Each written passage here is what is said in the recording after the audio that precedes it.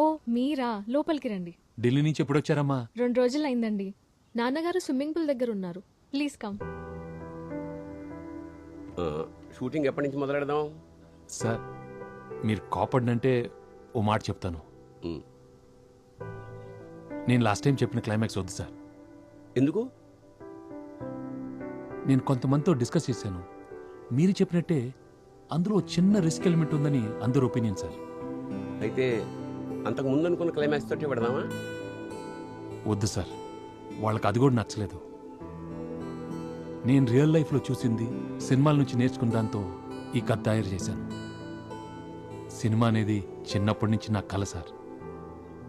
నేను ప్రొడ్యూస్ చేసే ఈ సినిమా ఖచ్చితంగా అందరికీ నచ్చేలా ఉండాలనుకుంటున్నాను సార్. మనం ఇంకేదైనా కొత్త ఎలిమెంట్ పట్టుకుందాం సార్.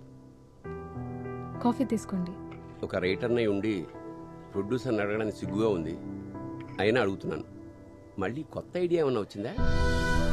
నీ సీన్స్లో రియాలిటీయే కాదు, అట్ ది సేమ్ టైం బ్రహ్మాండమైన డ్రామా ఉంటుందే.